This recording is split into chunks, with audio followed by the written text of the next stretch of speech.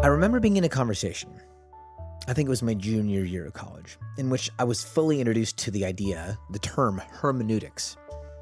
I'd been familiar with interpretation before, but the idea that there was a field of study based on the interpretive posture of readers was fascinating to me. It actually gave me a bit of altitude in understanding and appreciating the differences I was running into among people, specifically around religious ideas.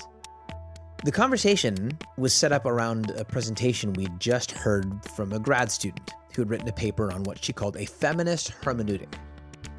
During our conversation, one of my fellow classmates communicated his discomfort with the presenter's angle, at one point saying, "If you read the Bible or anything through a feminist lens," his phrase, "all you'll end up with is feminism, and not the Bible or whatever it is you're reading."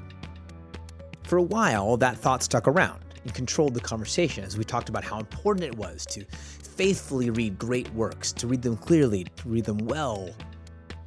Then, our professor, who'd been mostly quiet, asked, "Where'd you get your interpretation?" The room fell silent. Literally no one had thought about it. The lot of us was quietly and unknowingly not only favoring our interpretive angle, but not even seeing it as an angle. Now, for anyone who isn't white or male, that encounter might not seem all that revelatory, but for us, mostly white men in the room, we'd not considered that our take on things was interpretive. We'd just assumed we were the baseline. Now, it's both worth noting and it's unsurprising that the process of seeing my perspective and my experience as one among many has been an ongoing and at times uncomfortable one. And more than anything, it's been deeply enriching. See, far from diminishing my understanding of truth, recognizing my own hermeneutics has come with a far more mature and humbler respect for divine truth, scientific fact, and the human experience of reality. Holding my interpretations and perspectives more loosely has meant freedom. I don't have to be right in order to feel and be rightly placed. I don't have to understand in order to feel and be seen or known. I don't have to get it in order to feel and be respected. If the truth or meaning does not belong to me, then I'm free to belong to the truth. And for my life to have meaning well beyond myself and my understanding. It's all just bigger and deeper and wider and just more. I mean, far deeper and wider and more than my capacity to possess it. Which is part of why I found the brick wall and friction that so often characterizes conversations about homosexuality or queerness and religion so sad. At least some, if not a large part, of what's at hand in religious disagreement about human sexuality is a matter of hermeneutics. It is, in large part, an interpretive difference. And I'll risk sounding naive here by saying that while I certainly understand that some interpretive disagreements are more serious because some matters are more serious, I am flat out heartbroken by the ways this particular hermeneutic, theological, and philosophical conversation ends relationships, personally and institutionally. And I'm not here to say, hey, can't we all just get along? No, I want to say something else entirely. See, during the second half of that conversation my junior year, the half led by our professor, he reminded us that the name of the course we were in was philosophy, which literally means the love of wisdom. He challenged us to note that what we were doing wasn't philosophy at all. And while I wouldn't have named it at the time, I can now. We weren't pursuing wisdom out of love. We were pursuing control by way of knowledge.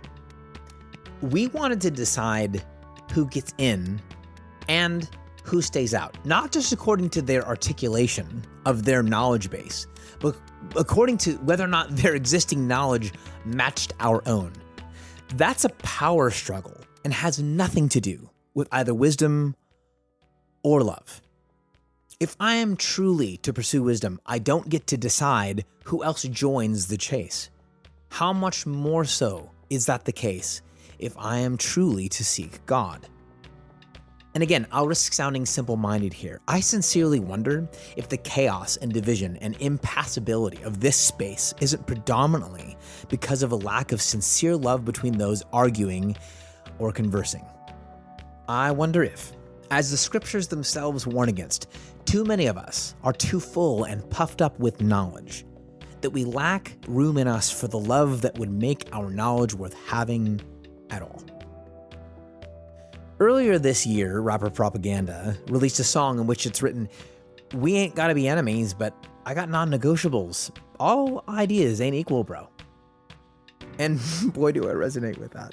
Not all interpretations are equal, and not all ideas are equal, but the people who hold those ideas and hold to those interpretations are. And that's, I think, far more vital than my rightness, and far more weighty than my knowledge. Suicide rates among LGBTQ teens in religious settings are statistically and significantly higher. And while there are many ways to interpret that data, here's the thing I'm comfortable saying. It matters more that kids are made to feel less safe and less valuable in religious settings than it matters that my religious interpretations are on point. So forgive me for projecting a bit here, but if that's not the place we're starting from, then it's no wonder we seem to be getting nowhere. I honestly don't fully grasp why it is that among the religious, including myself, we're so willing to delegitimize and dehumanize whole people and whole people groups in order to make room for our interpretive conclusions. But I am worn out by that sacrifice. And I wonder if God might be as well. In the park near my house is a series of trails that intersect a small creek in a few spots, and in the winter that creek rises and it's almost impossible to cross at one location. So a few years ago, someone built a bridge over that spot. They saw a problem and they created a solution in order to address it. Then a week or so later, someone else tore it down.